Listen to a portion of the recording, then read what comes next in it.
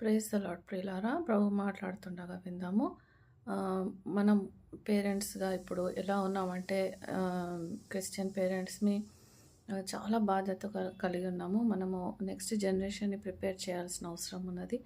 అయితే ఈ next generation వాళ్ళు జెన్ జీ ఉండొచ్చు, జెన్ ఆల్ఫా, బీటా ఇంకా ముందుకు పోతున్నారు కదా! కాబట్టి దేవుడు ఈ అంత్యకాలంలో వీళ్ళను ఎందుకు ఈ టైంలోనే పుట్టించాడంటే దేవునికి గొప్ప ప్రణాళిక కలిగి ఉన్నది. అంత్యకాలంలో జెన్సీ కానీ ఇంకా 4 జనరేషన్స్ కానీ అంటే ముందొచ్చే వాళ్ళు కానీ దేవుని కొరకు గొప్ప కార్యాలు చేస్తారు. కాబట్టి ఎట్లా అయితే ఇజ్రాయేల్లో 40 సంవత్సరాలు అరణ్యంలో ఉన్నప్పుడు వాళ్ళ పిల్లలకు ఎలాగైతే తర్ఫీదు పొందారో కొత్త కనాను చేరడానికి, సో అక్కడ వాళ్ళకి యుద్ధాలు నేర్పించారు. సో వాళ్ళకి అక్కడ బైబిల్ నేర్పించారు. అంటే దేవుని వాక్యాలను, కమాండ్మెంట్స్ అవన్నీ కూడా వాళ్ళకి నేర్పించారు.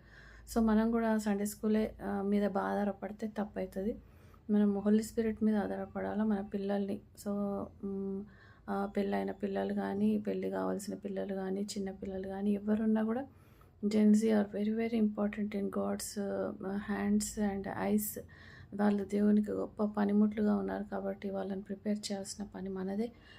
మనం ఎప్పుడు వాళ్ళతో ఉండము. వాళ్ళను ఎప్పుడు వాళ్ళకి చెప్తూ ఉండడానికి వీలు మనకు ఉండకపోవచ్చు యాజ్ ఎ పేరెంట్స్, వర్కింగ్ పేరెంట్స్గా కానీ. సో మన బాధ్యత ఏంటంటే మనము పరిశుద్ధాత్మకు అప్పగించుకోవాలి. అంటే పరిశుద్ధాత్మతో మనం నింపబడాలి, మన పిల్లలు కూడా నింపబడాలి. ఎప్పుడైతే మనము పరిశుద్ధాత్మకు మన పిల్లల్ని అప్పగిస్తామో పరిశుద్ధాత్మనే అన్నీ ఆయన వాళ్ళకు బోధిస్తాడు. కాబట్టి హోలీ స్పిరిట్ లేకుండా మనము ప్రిపేర్ అవుతలేము, మన పిల్లల్ని ప్రిపేర్ చేయట్లేదు.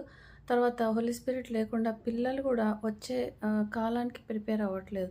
ఇప్పుడున్నంత నెమ్మదిగా అయితే ఫ్యూచర్లో ఉండదు. కాబట్టి ఆ పరిస్థితులన్నీ పిల్లలు తట్టుకోవాలి అని అంటే మనము పరిశుద్ధాత్మలో వాళ్ళను ఎక్విప్ చేయాలి.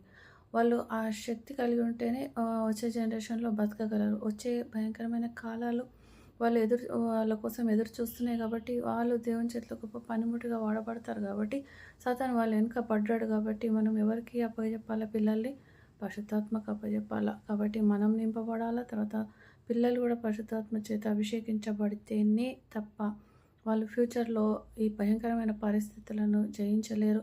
ఇప్పుడైతే చాలా నెమ్మదిగా ఉంది కానీ పరిస్థితులు ఇలా ఉండవు ప్రియులారా. కాబట్టి మన పిల్లల్ని ఎప్పుడు మనం భూములు ఇస్తాము, తిండి పెడదాము, లేకపోతే చదువులు ఇవి ఆలోచిస్తున్నాం కానీ ఇవేవి ముందుకు పనికిరావు. ఓన్లీ హోలీ స్పిరిట్ ఉన్నవాడు మాత్రమే బతికి బట్టగడతాడు. కాబట్టి మనము దాని గురించి ఆలోచిద్దాము, దాని గురించి ప్రిపేర్ అవుదాము. మన మీద చాలా బాధ్యత ఉంది ప్రియులారా. దేవుడు మనందరికి సాయం చేయనుగాక. ఆమేన్.